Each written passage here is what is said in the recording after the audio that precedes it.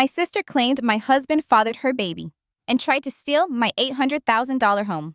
I didn't want to be there. Every bone in my body told me I should have stayed home, locked the doors, curled into Adam's sweater, and let the world forget I existed. He'd only been gone for a week. My husband, my partner of 11 years, ripped away by a brain aneurysm so sudden it still felt like a bad dream I'd eventually wake up from. But my mother's voice was still in my ear. Family comes first, Bridget. Adam always said that. So I drove to Cassandra's little rental with dark circles under my eyes and a wrapped gift sitting like dead weight in the passenger seat. The moment I stepped inside, I felt it. The air wasn't festive. It was electric, like everyone knew a storm was coming and no one wanted to be holding the umbrella. Conversations faltered as I passed. People looked at me like I was made of glass, fragile and untouchable.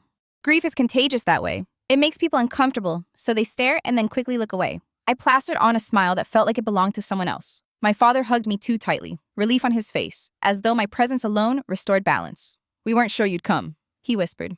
"Of course," I said flatly. "Where's the birthday boy?" Inside, with Cassandra. My mother avoided my eyes. Half an hour of small talk bled by. My parents sat stiff at a picnic table. Strangers whispered in corners. I sipped water, forcing myself to stand tall, though inside I wanted to crumble. And then she appeared. Cassandra, my little sister. Hair freshly highlighted, a new dress clinging to her figure like she'd been waiting for this moment. Lucas balanced on her hip in a tiny bow tie, clapping his chubby hands. The guests clinked their cups, falling silent as Cassandra raised her chin. "Thank you for coming to celebrate Lucas's first birthday," she began, her voice carrying far too much excitement for the somber occasion. "This year has been full of surprises, and I've been keeping a secret. I felt the cold ripple down my spine." Her eyes found mine. She smiled. "Lucas isn't Tyler's son," she said clearly. "He's Adam's." The world stopped. Gasps, murmurs, even a stifled scream from someone behind me. My father stiffened beside me. My mother stared at the ground. Cassandra's words dripped with rehearsed calm. "Adam and I, we had an affair 2 years ago. A mistake, but Lucas is the result. And Adam knew. Before he passed, he updated his will." She reached into her purse with theatrical flair, pulling out a folded page. "Half of the Beacon Hill house belongs to his son. My son." Every face turned to me. Pity, curiosity, a sick, voyeuristic hunger. They wanted tears, rage, denial. They wanted me to shatter so they could whisper later about how tragic it all was. But something strange happened. Instead of crying, I almost laughed. Because the moment my eyes skimmed that page, I knew. The phrasing was off. The signature looked wrong. It was a performance, not a document. I forced my lips into a thin smile. "Oh, I see," I said softly, calmly. The kind of calm that unnerves people more than a scream. I took a long sip of water, letting the silence hang heavy. "May I asked, hand outstretched. Cassandra hesitated, then gave me the paper. I glanced at it, noting the sloppy legalese, the exaggerated flourish of Adam's name. I folded it neatly, handed it back. "Thank you," I said, as if she'd just shown me a receipt, not detonated a grenade in the middle of our family. "I think I'll go now." Confusion flashed across her face. "That's it? You're not going to say anything?" "Not right now." I collected my purse, steady as stone. "This is Lucas's day. We'll talk later." And with that, I walked through the silence, past the pitying eyes, past my parents' shock, out to my car. The second the door closed behind me, the laugh finally broke free. Sharp, bitter, unstoppable. It wasn't joy. It was disbelief, fury, the absurdity of my sister daring to weaponize Adam's memory while I was still drowning in grief. But what Cassandra didn't know, the thing that made her elaborate lie impossible, was that Adam had already seen this coming. And he had prepared. To understand the madness of that birthday party, you need to know how it all began. How Adam and I built a life together brick by brick, and how Cassandra always lingered in the shadows, waiting for cracks to appear. I met Adam 12 years ago at a charity auction. He was the kind of man you notice even if you're trying not to. Tall, sharp suit, eyes that seemed to read you before you spoke. He bid on a watercolor of the Boston skyline, the very painting I'd been admiring all night. When he won, he walked straight over and handed it to me. "I think this belongs with you," he said. I laughed nervously, but the way he said it, I believed him. That was Adam, thoughtful, generous in ways that felt disarming. By our first date the next evening, I knew I was already gone. 8 months later, he proposed by the harbor as the skyline mirrored the painting that had brought us together. Our life wasn't perfect, but it was ours. We bought an old Victorian in Beacon Hill for $800,000 a stretch. But Adam had just made partner, and I was launching my design firm. The house had peeling paint and crooked stairs, but we saw the bones, the garden where kids might play one day. We tried. God, we tried. 4 rounds of IVF, each one hollowing us out a little more. I'll never forget the silence of that final car ride home after the last failed attempt. Adam reached for my hand, eyes steady. "You and me," he said softly. "That's enough." We rebuilt our lives differently, traveled, renovated the house. He backed me when I started my own business. Our marriage became something resilient, shaped not by children, but by shared resolve. And in the periphery, always, was Cassandra. She's 4 years younger than me, but sometimes it felt like decades. The wild child, my parents called her, though really it was just code for reckless and irresponsible. When I studied design, she bounced from job to job. When I bought a house, she complained about her tiny apartment until our parents chipped in for upgrades. She was beautiful, charming, magnetic people excused everything. But what they didn't see was how it always circled back to competition. If I climbed, Cassandra wanted to climb higher, even if she had no ladder. When I brought Adam home, she suddenly wanted to date lawyers. When we remodeled our kitchen, she whined about her stove until our parents helped. Always one step behind, trying to prove she could outdo me. At first, Adam found it amusing. "She's your only sister," he reminded me whenever I complained. Family matters. But then, the lines blurred. It started small, a hand lingering on Adam's arm when I stepped out of the room, comments about how lucky I was. Once, during a dinner at our house, I left to take a client call. When I came back, Cassandra was sitting far too close, laughing at something Adam clearly hadn't found funny. That night, Adam confessed she'd made a pass at him, disguised as a joke, of course. My parents brushed it off. "She just admires him," my mother said. "Don't be so sensitive." But Adam and I knew better. From then on, he blocked her number, avoided being alone with her. Still, she found ways to push. A text late at night. "Wish I had someone like you." A surprise visit to his office. It became a pattern, and every time, Adam shut her down and told me immediately. We thought distance would protect us. Declined invitations. Stopped sharing details. Built a quiet wall. But Cassandra had a way of slipping through cracks, of twisting herself into spaces she didn't belong. Looking back now, it's almost eerie-like Adam sensed she'd try something bigger someday. That birthday party was her masterpiece. But she underestimated him. She underestimated both of us. 2 years before Lucas was even conceived, Adam sat across from me in a sterile white office, his hand squeezing mine so tightly it hurt. The urologist's words hung heavy in the air. Varicocele, surgery, long-term complications. We've been through so many medical rooms together, OBGYNs, fertility clinics, endless waiting rooms where hope rose and fell like a cruel tide. But this was different. The doctor was clear. Surgery was necessary, and with it came a decision. A vasectomy. I remember staring at the floor tiles, unable to lift my head. The possibility of children had already slipped through our fingers after years of failed treatments. Now it was being sealed shut, final and irreversible. Adam was calm, though. Practical, as always. "I'd rather be alive and healthy with you," he whispered to me that night in our kitchen. "We've suffered enough. I don't need to prove anything with biology." The surgery happened quietly. Just another date on the calendar that no one outside the two of us and Adam's doctors ever knew about. Not my parents, not Cassandra, certainly not Cassandra. But Adam, ever the careful attorney, wasn't satisfied with silence. He had this instinct, this ability to sense where chaos might come from. And when it came to my sister, he didn't trust coincidence. "We should document everything," he told me one evening, an ice pack still balanced discreetly in his lap. Not just the surgery, all of it. At first, I laughed. It felt paranoid. But then he listed it. Cassandra's late-night texts, her uninvited visits, the suggestive comments she'd made when she thought no one was listening. He wanted a record, something undeniable if the day ever came when she tried to rewrite history. So we did it. We saved the texts. Adam kept the journal dates, times, direct quotes from Cassandra. He even noted when we spoke to my parents about her behavior and how they dismissed it. He documented everything, the way he would prep for a case. Then, one afternoon, we walked into his mentor, James Wilson's office. James listened, brows furrowed, as Adam explained Cassandra's behavior and his surgery. James leaned back in his leather chair and said, "You never know what might become relevant. Better to have documentation and never need it than wish you had it later." So Adam updated his will officially, notarized, and witnessed by partners at the firm. Everything to me with clarity so sharp there could be no dispute. Copy stored with James. Original sealed in a bank safety deposit box we jokingly called our disaster kit. At the time, I thought it was overkill. Cassandra was manipulative, sure, but criminal? It didn't seem possible. Adam smiled at me, tucking the key into my palm, just in case. Though I planned to be around to roll my eyes at her antics for at least another 50 years. That was Adam. Careful, thoughtful, always 10 steps ahead. And that's why, sitting in my car outside Lucas's birthday party, laughter bubbling through my grief, I wasn't afraid. Cassandra thought she had just detonated my life. But she had no idea. She'd built her entire lie on something biologically impossible. Adam had already closed that door years ago. The morning after the birthday party, I woke with swollen eyes and a pounding head. Not from alcohol, I hadn't touched a drop, but from the adrenaline hangover of being ambushed in front of half my family. Cassandra's smug voice still echoed in my skull. "He's Adam's son." I didn't waste time. I showered, dressed in dark clothes that matched my mood, and drove straight to the bank. The manager, a man who had known Adam and me for years, looked at me with pity as soon as I asked for the safety deposit box. "Take all the time you need, Mrs. Preston," he said softly. Inside the vault, in a private viewing room that smelled faintly of metal and dust, I set the small steel box on the table. My hand shook as I turned the key. The lid creaked open. Everything was still there, exactly as Adam had left it. His legitimate will, notarized and airtight, leaving everything to me. Medical records, thick with jargon and signatures, confirming the vasectomy 2 years before Lucas's birth. A journal, pages filled with Adam's neat handwriting, documenting Cassandra's advances, her texts, even the meeting where our parents brushed it all aside.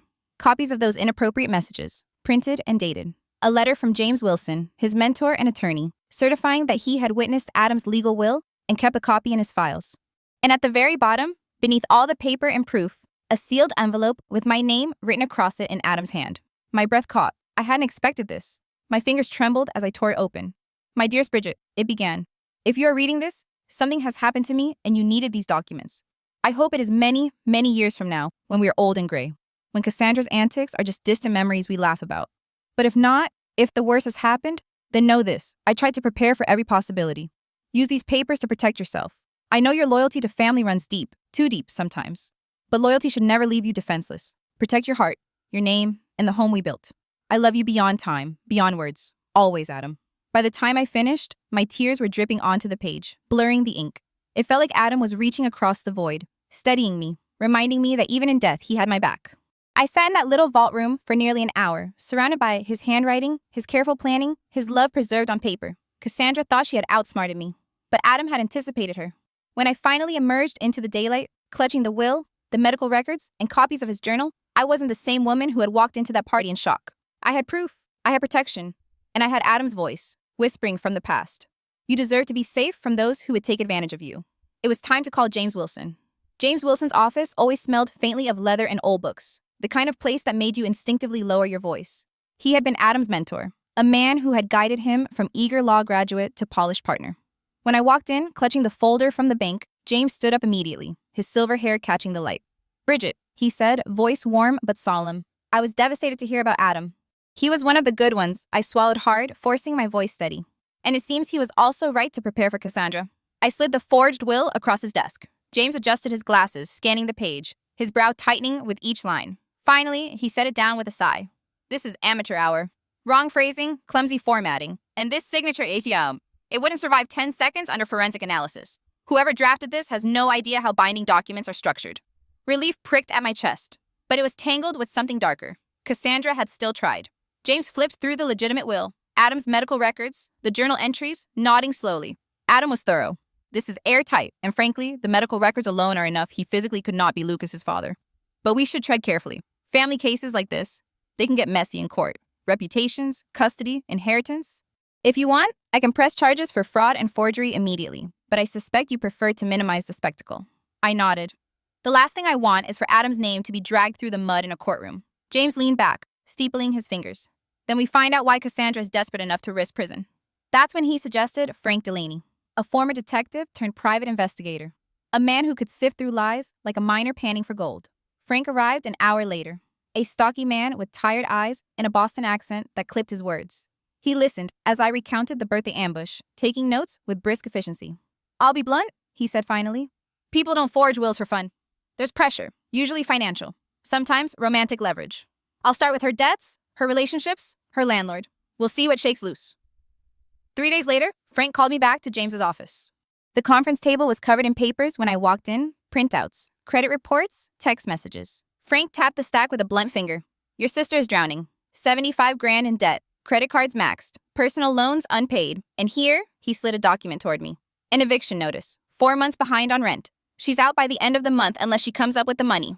I stared at the page, my stomach nodding. Cassandra had always been reckless. But this was desperation sharpened into a weapon. And Tyler? I asked, barely recognizing my own voice. Frank's mouth twisted. Long gone, packed up and moved to Seattle with a new girlfriend. He sends the occasional child support check, $200. Late more often than not. And there's more. He slid another page forward. History of domestic violence charges. Outstanding warrant for unpaid child support to another woman in New Hampshire. He's poisoned. James cleared his throat. Which means Cassandra has every incentive to invent a safety net. In her mind, claiming Adam as Lucas's father secures her future. Frank produced one last set of pages. Screenshots of texts between Cassandra and her friend Jenna, the same woman who had opened the door at the party. My hands trembled as I read. Adam's death is terrible, but maybe it's my chance to finally get what I deserve. That house is worth $800,000 easy. Dave's almost done with the will. Bridget will fold when she sees it. Another message. She's always been the golden child. Time for me to get my share. The words hit me harder than Cassandra's public accusation. Cold, calculated, not the voice of a grieving sister, but of someone who had plotted to hijack Adam's death. I pressed my palms against the table, fighting the wave of nausea. She wasn't just desperate, I whispered. She was planning this. She wanted to rewrite history. Frank's expression softened, but his voice stayed firm. You've got choices, Mrs. Preston. Press charges, and she faces jail. Handle it privately, and you control the fallout. Either way, she's cornered. She'll have to face what she's done. James leaned toward me, his eyes steady. The law can protect you, Bridget, but only you can decide how much compassion you're willing to extend to someone who's already tried to bury you under lies. I sat back, heart pounding. The decision loomed like a blade above both of us. Justice or mercy, exposure or control, and I knew the next move had to be mine. When I called Cassandra the next morning, my voice didn't even shake. We need to talk about the will, I told her. Come to my house tomorrow at 2. There was a beat of silence, then her smug reply. I knew you'd come around. See you then. I hung up and immediately called James. His advice was clear. Record everything, but buy the book. Massachusetts is a 2-party consent state, he reminded me. You'll need her agreement.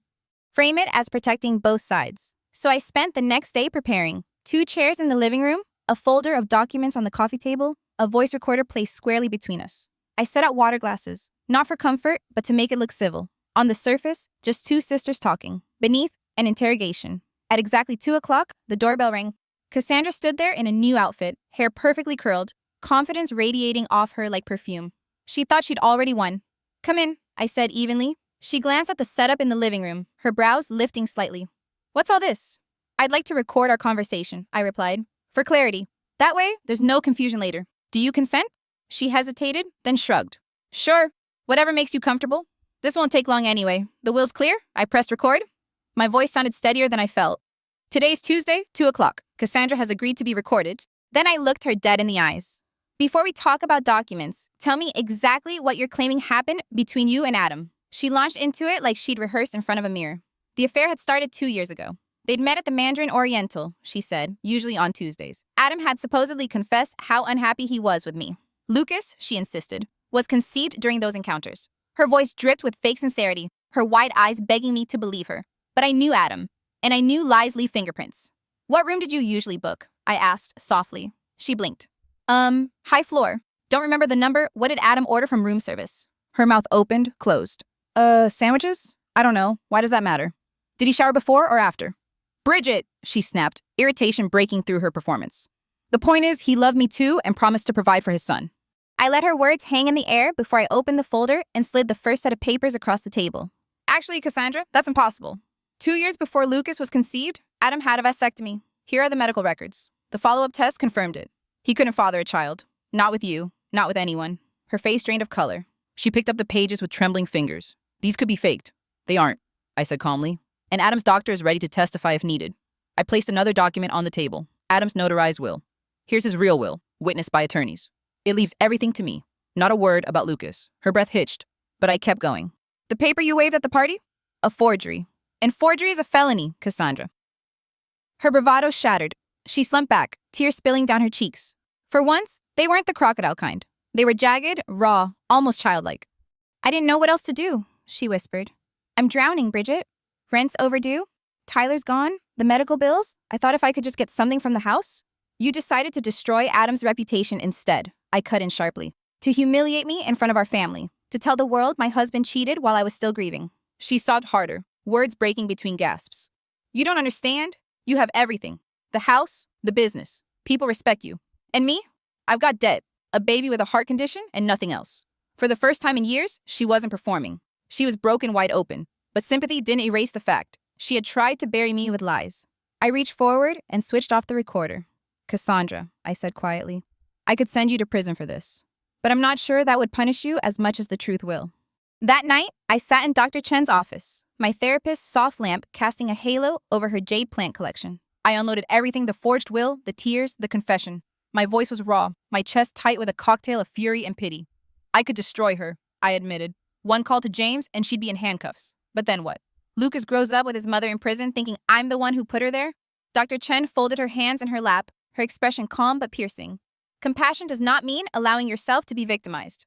Mercy can have boundaries. The real question is, what outcome protects you while also protecting Lucas? Her words lodged in me like hooks. Protect me, protect Lucas. The two could coexist if I had the stomach to enforce it.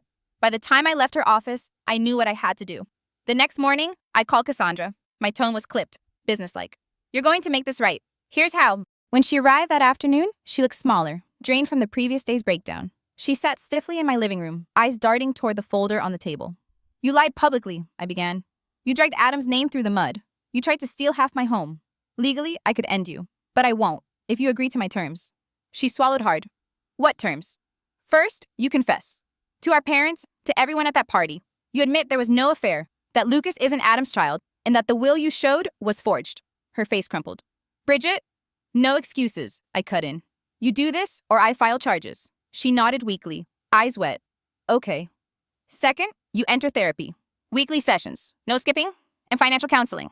You will learn to manage your life instead of expecting handouts. She fidgeted, but I pressed on.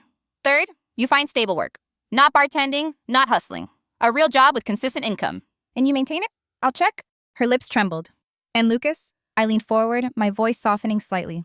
For him, I'll set up a trust. His education, his medical bills. He'll never suffer for your mistakes. But you don't touch it. Ever. It's his, not yours. Her tears spilled freely now, her shoulders shaking. Why would you do that after everything Not for you, I interrupted. For him. And because Adam would want me to. He loved that little boy. Even if from a distance, silence filled the room. Finally, Cassandra whispered, You're giving me mercy. No, I said firmly. I'm giving you mercy with teeth. You break a single term and the deal's off. One slip and I take everything to court. Do you understand? She nodded, a mixture of shame and relief etched across her face. For the first time in years, she looked less like my rival and more like my frightened little sister. But pity didn't erase the steel in my spine. I wasn't doing this for her. I was doing it because I refused to let Adam's memory rot under her lies. Saturday evening, my dining room felt less like a home and more like a courtroom. I'd placed a recorder in the center of the table, James's advice still echoing in my head. Across from me sat my parents, faces tight with worry, and beside them, Cassandra, pale and fidgeting, her confidence stripped away. My mother tried to force cheer as she slid her lasagna onto the counter. I don't know what this is about, Bridget, but Cassandra's been calling in tears. Surely we don't need all this drama. I met her eyes, steady. You'll see soon enough. When everyone had settled, I clicked the recorder. We're here tonight, so Cassandra can tell the truth. In her own words, Cassandra stared down at her hands, knuckles white. For a moment, I thought she might back out. But then, with a shaky inhale, she began. I lied, she whispered. About Lucas, about Adam. There was no affair. He's not Lucas's father. The will I showed at the party, it was fake. I forged it. The silence that followed was brutal. My father's chair scraped as he shot to his feet. Do you have any idea what you've done? His voice cracked, equal parts fury and heartbreak. You dragged your dead brother-in-law's name through filth. You humiliated your sister in public. Cassandra's lip quivered.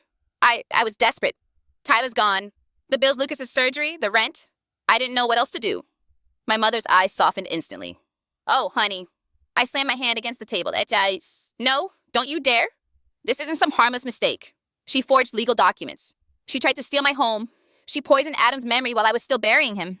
My mother flinched, tears welling. But she's your sister, and I'm your daughter, I snapped. The words came out hotter than I'd intended, but I didn't pull them back. While I was grieving, you rushed to excuse her. Do you have any idea what that feels like? To lose my husband and then have my family doubt me in the same breath? My father sat back down slowly, his face etched with shame. My mother shook her head, but for once she didn't argue. Cassandra's voice was thin. Bridget has evidence. She could have pressed charges. She still could. All eyes turned to me. I exhaled, steady but cold. I won't, if she follows the agreement. Therapy, financial counseling, steady work, and a trust fund for Lucas that she can't touch. My father blinked. That's generous. More than generous, it's not generosity, I corrected. It's boundaries.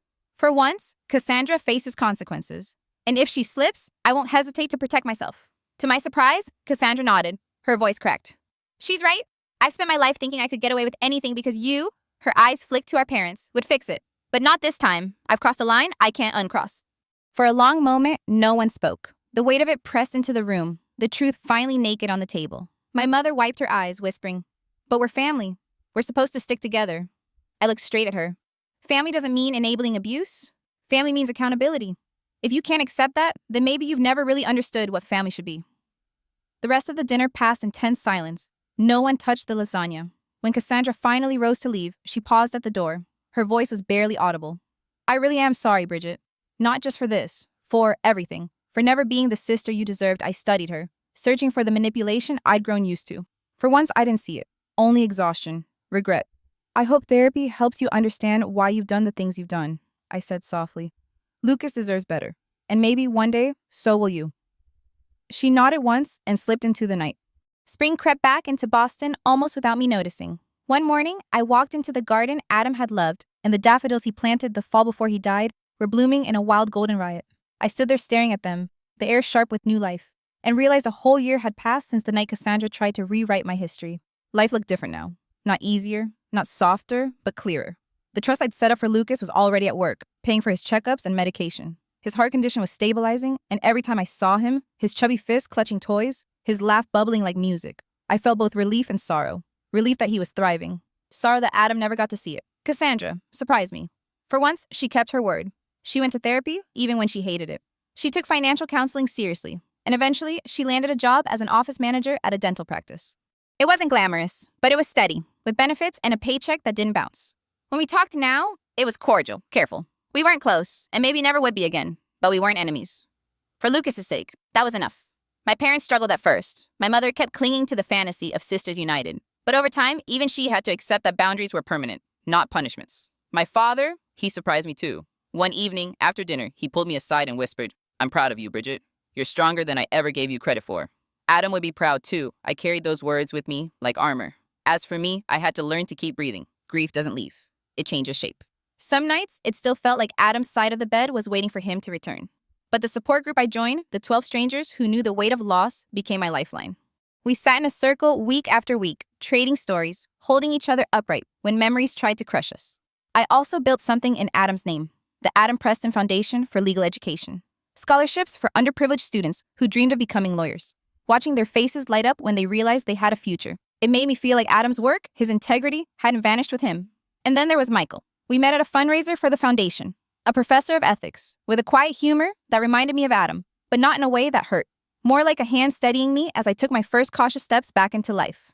Coffee became dinners. Dinners became long walks. We weren't rushing anything. We both knew love after loss isn't about replacing. It's about building something new while carrying the old. Standing in that garden, I thought about everything the past year had taught me. That boundaries are a kind of love. That forgiveness doesn't mean erasing. It means choosing not to let betrayal define you. That grief and hope can live side by side. And above all, that Adam's foresight, his insistence on preparing for the worst, had saved me. Even in death, he had protected me. The garden was quiet that morning, the air cool enough to sting. I crouched near the daffodils Adam had planted, brushing my fingers over their soft petals. A year ago, I thought my life had ended with him. Now I knew it hadn't ended. It had transformed into something far more complicated. Adam's love had protected me in ways I couldn't have imagined. His journal, his will, his careful documentation, those weren't just legal safeguards. They were acts of devotion, proof that he saw the dangers I couldn't bring myself to face. Even gone, he had been my shield. But love, I've learned, can't protect you from everything. It can't stop betrayal. It can't prevent the people closest to you from twisting the knife. It can't silence the whispers of relatives who still, even now, wonder if Cassandra's story might have held a shred of truth. Yes, she confessed. Yes, the evidence cleared Adam's name. But rumors have a way of surviving facts. And sometimes I catch the looks at family gatherings, sideways glances, murmurs that cut off when I enter the room. Lies leave shadows even when they've been disproven. Last week, I got a letter. It wasn't signed, just typed, delivered in a plain envelope slipped under my office door. People are saying the story doesn't add up. Maybe Adam had secrets after all. Maybe you're the one hiding them. My hand shook as I read it. Cassandra swore it wasn't her. And for once, I almost believed her, which meant someone else had picked up the lie and was running with it. A neighbor, a cousin, maybe even Tyler, stirring the pot from a distance. I folded the letter and placed it beside Adam's file, the one he built for me before he died. Then I sat at my desk, staring at the recorder I'd used during that confrontation with Cassandra. I thought the war was over. Maybe it's only changed battlefields. Adam gave me the tools. The question now is how I'll use them. Do I fight publicly, drag every shred of evidence into the light, and risk humiliating my family all over again? Or do I hold my silence, keep my boundaries, and let the truth rot quietly in the shadows while whispers spread? I don't know yet. What I do know is this. Betrayal doesn't end with an apology. It lingers, mutates, waits for cracks in your armor. And sometimes, the people you thought you'd already defeated find new ways to wound you. So I sit here, recorder in hand, Adam's letter open beside me. His words echo like a promise. Protect yourself. Protect your heart. And I whisper back, I'm ready this time. Because love can protect you long after the person is gone, but only if you're willing to wield it like a weapon. Thanks for watching and being here with me. If this story kept you hooked, tap like and subscribe. I've got more wild family twists coming soon.